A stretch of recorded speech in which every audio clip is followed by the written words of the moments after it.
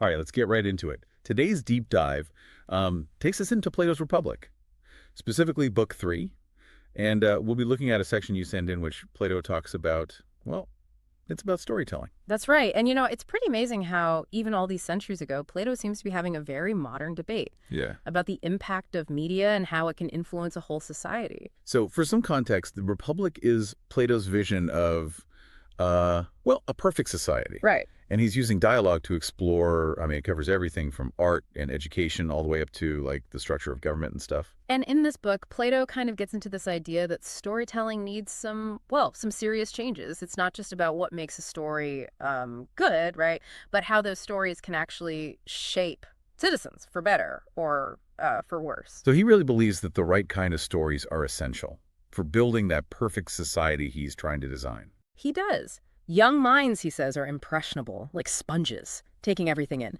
So if kids are hearing stories about gods who are behaving badly, it's almost like setting them up for that same bad behavior in the real world. Right, like they'll absorb those negative examples. And you mark some specific passages in Homer that, well, that seem to really bother Plato. For example, he really doesn't like the part in the Iliad where Achilles is grieving over the death of Patroclus. I mean, it's a powerful scene, but Plato sees it as a bad influence. Right. I mean, you can feel the raw emotion there, but Plato thinks a hero shouldn't be wallowing in grief no matter how close the friend was. He's really insistent that heroes should be models of self-control, strength, not giving in to emotions like that. So even for Achilles, one of the greatest heroes, he's like, toughen up. Hmm. Kind of harsh, I think, for a modern reader. Yeah. Losing a close friend, that's devastating. I agree. But you have to remember what Plato's goal is. To design this ideal society. And in that society, citizens have to put the community first, before their own personal feelings. So even grief needs to be, well, controlled.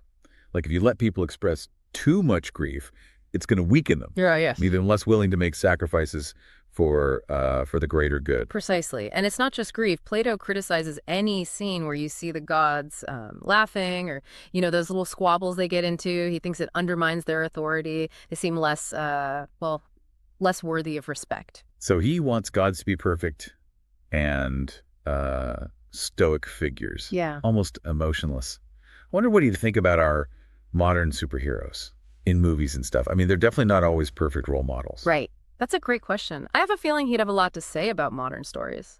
I think he might argue that by making God seem more human, making heroes flawed, well, it blurs the lines between good and bad, and that can make it harder for people to develop that strong sense of morality. Interesting. So it's like a much earlier version of the arguments we hear today about, the impact of things like violence in movies and video games. He was genuinely worried that being exposed to the wrong stories would actually corrupt young people. He was, and it goes even further. It's not just about avoiding the negative examples, right? Plato actually outlines what he thinks makes for good storytelling. So, okay, if Achilles crying over Patroclus is a no-go, what is Plato actually like?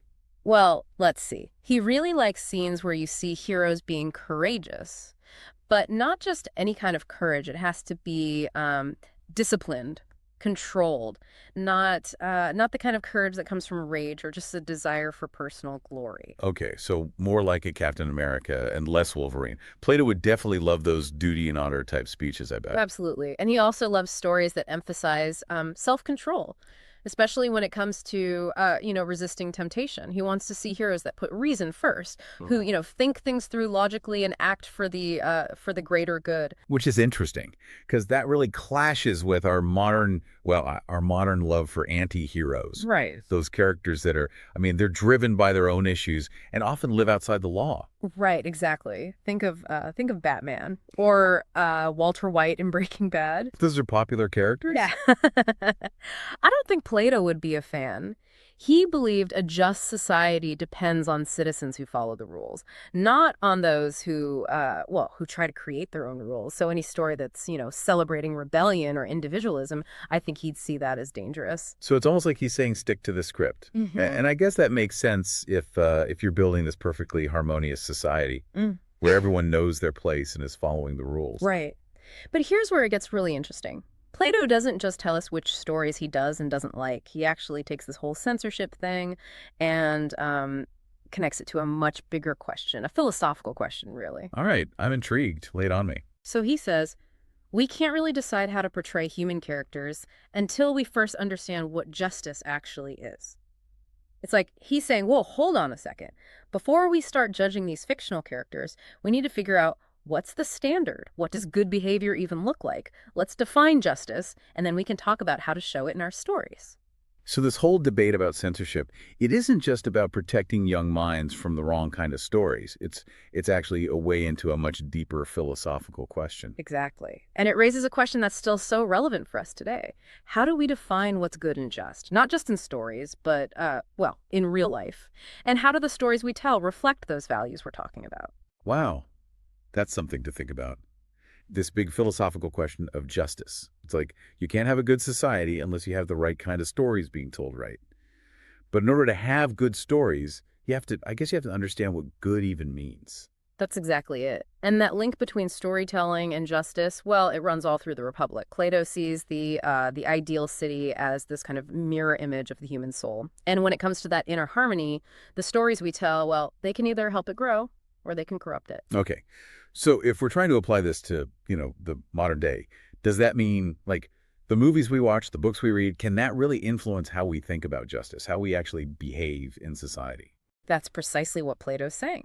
He thinks stories, they have this power, an incredible power, to shape our ideas of what's right, what's wrong.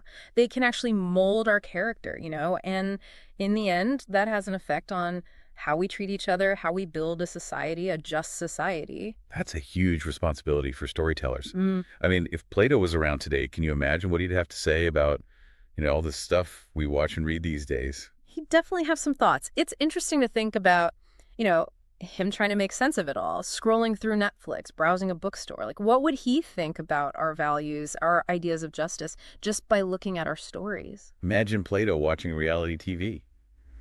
I think he'd, I don't know, give up. But seriously, if he was looking to those heroes he admires, those virtuous figures, would he even find them in our modern stories? It's a tough question, and I think the answer is, well, it's complicated. We have stories that celebrate, you know, courage and selflessness, justice, but we also have plenty of stories that, well, they kind of glorify things like individualism, rebelling against authority, even those anti-heroes, the ones who are out there breaking the And rules. those are the characters we often find ourselves really drawn to. There's something about their flaws, their dark side. It just resonates. I think that's true. It's like they mirror how messy our own lives are? Right and wrong, it's not always so black and white. But Plato wouldn't like that, would he? He wants those clear-cut heroes, the ones who are all about virtue. No gray areas, no messing around. He definitely prefers the ones who are just shining examples of, moral perfection. But that brings us back to that big question he's wrestling with. What is justice? How do we even recognize it when we see it? So it's not as simple as saying don't tell stories about bad people. It's about this deeper thing, Hmm. right? It's about the core of what it means to be a good person, to build a good society. Right. And what he's saying is stories can be this powerful tool, a way to explore those really deep questions. They can help us see different points of view, question what we think we know, and ultimately, I think, refine our own understanding of justice. So if we're really taking Plato seriously, it's not just about censoring the bad stories, but about, well, engaging with all stories in a more thoughtful way, asking ourselves, what are they teaching us? What are they saying about us, about our values, about the world we want to build? That's a key takeaway. It's about being more aware of the stories around us, recognizing that they can have a real influence on our lives and on how we as a society think about justice. That's a lot to think about. But it also brings up another question. If Plato believes stories are so powerful, does that mean the people who tell those stories, the writers, the filmmakers, do they have a responsibility to make sure their stories are, morally uplifting? That's a great question, and I think it's one that Plato would have some very strong opinions about. He would probably argue that, yeah, storytellers have a moral obligation to, promote virtue and to stay away from anything that could, well, corrupt people's souls. So no more gritty crime dramas. No more anti-heroes with their own questionable methods. Everyone has to be a perfect role model. I don't think it's quite that simple. It's not about turning every story into a lesson or taking away all the nuance and complexity, but it is about being aware of the messages we're putting out there, recognizing that those stories can really affect how people see the world and their place in it. So it's about being aware of the power you have as a storyteller and using it wisely. Exactly. And it's about having a conversation about that responsibility. What kind of stories do we want to tell? What values do we want to put forward? Which makes me wonder, if Plato was here today, what would he think of the stories we tell about ourselves? We've got everything from feel-good stories about redemption to like really dark visions of the future. What would he make of all that? It would be fascinating to see him trying to unpack all those messages in our modern stories. And I think he'd be especially interested in how we show the relationship between the individual and society. Because for Plato, that's the core of justice, isn't it? Finding that balance between personal freedom and what's good for everyone. Absolutely. And he'd be looking for stories that explore that tension, the challenges of building a society where individuals can thrive, but also contribute to the well being of the whole community. So it's not just about good guys and bad guys.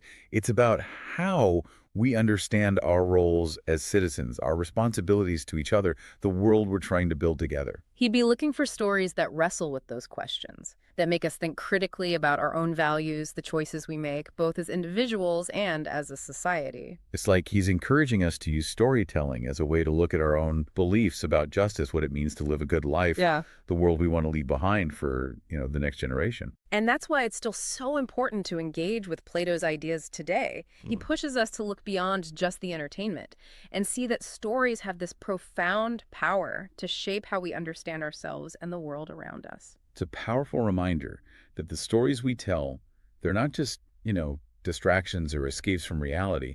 They're reflections of who we are, who we want to be. And they have the potential to shape not only our own lives, but the very fabric of our society.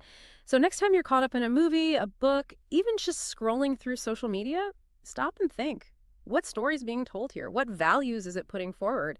And how might this story be affecting how you see things? Because, like Plato tells us, the stories we choose, they can have an impact on not just our lives, but on the whole world around us. And I think that's a good place to end this part of our deep dive into Plato's Republic. Okay, so we've been spending some time with Plato and his thoughts on censorship and storytelling.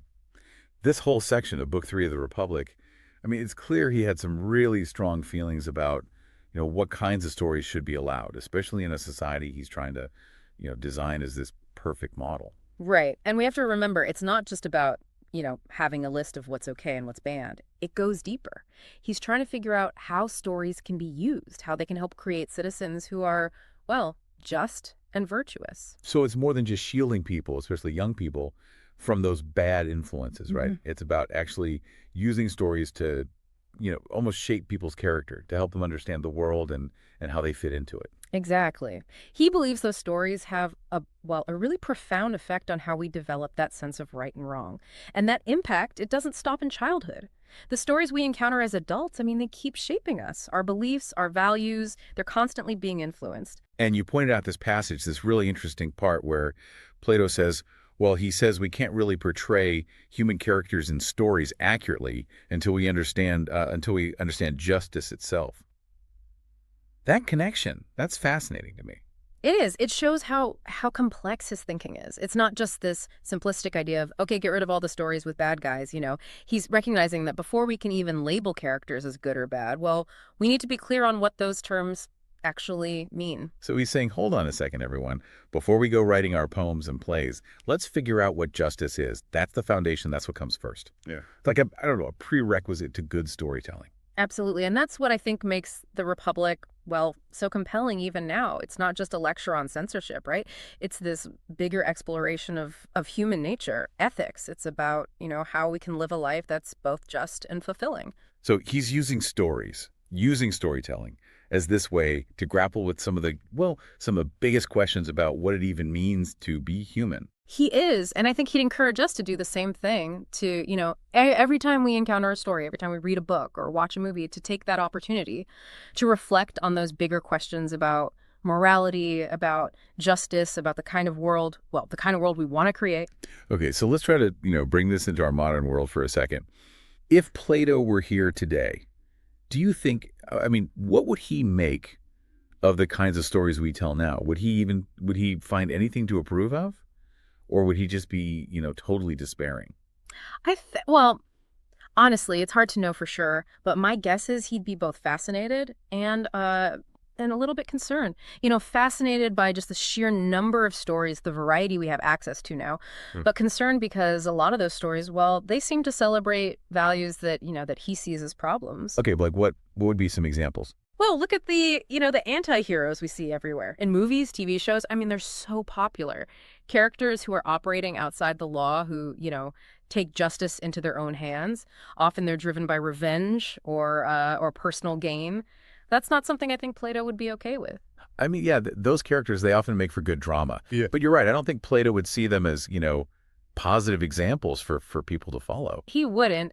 His argument would be, I think, that by making those kinds of characters so appealing, so glorified, well, it undermines the whole idea of the rule of law. It encourages people to just act impulsively instead of for the benefit of the community. So what? No more Batman movies. He might give Batman a pass since he sort of works with the police in the end. But overall, I think he'd be drawn to stories that focus on those virtues he talks about: courage, self-control, wisdom, real justice.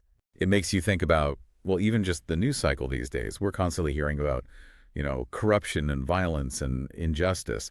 It's hard to find those stories that are truly uplifting in all of that. That's a really good point. I think he'd be worried about, I mean, the effect of just being surrounded by negative news all the time, Right. that it can make us, well, numb to it. He'd probably say we need to be careful about what stories we choose to take in, to look for the ones that inspire us, the ones that remind us that there's still good in humanity.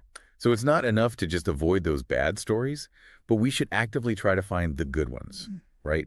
The stories that make us think about our shared values, that challenge us to be better, that give us some hope for the future. I think that's exactly what he'd want us to remember. The power of storytelling. I mean, it's huge. We have to use that power carefully, both when we're creating stories and when we're choosing which ones to experience. That's a powerful message. It reminds us that the stories we pick, they have an effect on who we are, the kind of world we're building. And I think that's a good place to wrap up our deep dive into Plato and his Republic. I agree. It's been a fascinating discussion, and I hope it encourages everyone to think a little more critically about the stories we all encounter, the ones that shape our lives and, well, the world around us.